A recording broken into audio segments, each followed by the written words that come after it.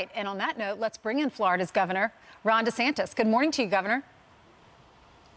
Good morning. Good morning. Did you watch the interview with Caitlin? What do you think of that response, that she or her praising your state and what you've done there for the people? Well, look, I appreciate it. I mean, obviously, there's quite a contrast in Florida.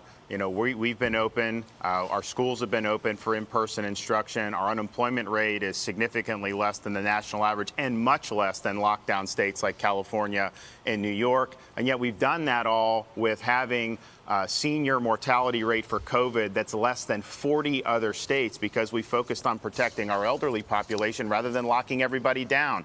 And so Florida's doing very well right now. Ainsley, we never touched one penny from our rainy day fund throughout COVID. Wow. And now we've just done the budget and we're doubling our rainy day fund. We have the strongest revenues that anyone's ever seen in the state. So the economy's performing well. People are happy. And as you know, there are people moving here because they want a whiff of freedom. Governor, that I guess you have the backing. I'm able to read between the lines. You have the backing of your supporters there. But in the big picture, too, you were actually got less federal money than all the other states because you didn't lock down. They did it off unemployment. They rewarded bad behavior. No, for sure. So they did aid to states. They've always done that on a population basis. On this time, with the Biden stimulus, they took states like Florida that had lower unemployment, took money from Florida and gave it to the lockdown states with high unemployment like California and New York. So those states got a windfall, and we ended up getting the short end of the stick. Yeah, but you kind of made up for it because everyone left those lockdown states to come to Florida. Yeah. Many of them stayed. No, for sure, and we're happy with what we're doing. But the fact is, they are rewarding bad policy. They rewarded the states who locked down far beyond when it would have been reasonable to do, in particular, like the fall and the winter, when a lot of those lockdown states had very poor COVID performances and economic performances. So that's just some of the perverse incentives we see coming out of Washington on seems like a daily basis now. Well, and, you know, one of the most famous that we've been talking about is the fact that because there are some people who are having trouble finding work during the COVID pandemic, even though we're on the backside of it, it does appear. But the government has extended the unemployment supplement to people. And so there are a lot of people who they're doing the math problem. They're saying, you know what, I can actually make more money if I sit on my curvy couch at home than if I go to work. Meanwhile, so that's across the country. But you, yesterday, were at Satellite Beach, where you were giving people bonuses for working during the pandemic, particularly the people who wear uniforms.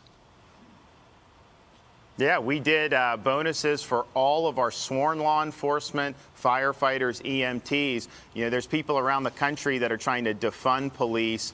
We're funding police and then some with $1,000 bonuses for all the folks who wore the uniform and who protected us during this very difficult year. And obviously, COVID was a big challenge. They don't have the luxury of doing police work on Zoom. You have to show up. You got to be on the streets. But it's also the way the police were treated throughout our country. They've never been treated more poorly in some parts of our country. And I said from the very beginning, that is not going to stand in Florida. We're back in the blue. We're going to back the law enforcement. And this is a token of our appreciation for the great work they've done. Yeah, I know police officers here in New York who have put in their retirement papers because they want to move to Florida and find a law enforcement job there. You support them. Yeah. Right.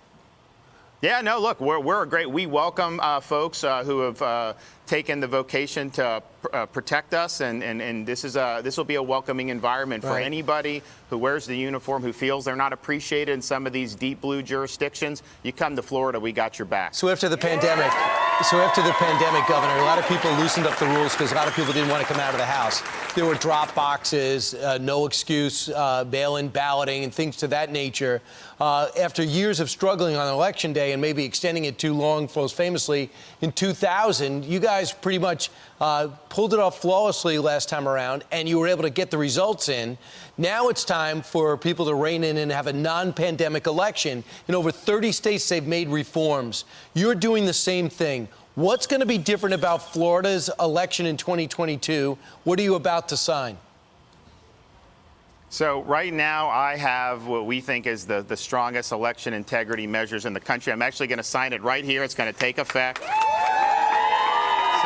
There you go. bill is signed. Looks and official. here's what it does. If you look, here's what it does. Now, we've always came with had voter ID. graphics. We're making sure we're enforcing voter ID. Look, you have to show a picture ID to do all these other things in society, clearly voting. We're also banning ballot harvesting. We're not going to let political operatives go and get satchels of votes and dump them in some drop box. We're also prohibiting mass mailing of balloting. We've had absentee voting in Florida for a long time. You request a ballot, you get it, and then you can mail it in. But to just indiscriminately send them out is not a recipe for success. We're increasing transparency even better. In Florida, we track the votes coming in real time, not the results, but we know who's voting, what your registration is, and we follow the turnout. So then when the election's over, we know the universe of votes that have been cast, and it makes it so that someone can't dump 100,000 votes 2 or 3 days later. Then finally, we're prohibiting private money from basically running the elections, like these Zuckerbucks that they were doing in all these different parts of the country. What about? So this keeps us ahead of the curve. We put a lot of effort into last election, and we wanted to make sure we did it well. We had 11 million votes counted by midnight, 99%. We think this will make it even better as we go forward, and so we're proud of the strides that we've made. We're not resting on our laurels, and me signing this bill here says, Florida, your vote counts. Your vote is going to be cast with integrity and transparency, and this is a great place for Real democracy. quick question. Governor, real quick question. Will you allow drop boxes? And have you cut back hours for voting? So the drop boxes were, look, I'm not a fan of drop boxes at all, to be honest with you, but the legislature wanted to keep them, but they need to be monitored. You can't just leave these boxes out where there's no supervision, where they're in all hours of the night. So the drop boxes will be available only when they're monitored and during regular voting hours. And I think that's the appropriate way to do it. All right, joining us from Palm Beach County, Governor Ron DeSantis. Sir, thank you very much for joining us live with Thank a you, very boisterous crowd. Happy to be up and on TV with you. Thank you, sir. A lot of great folks down here in Palm Beach County. Thanks, guys. All right.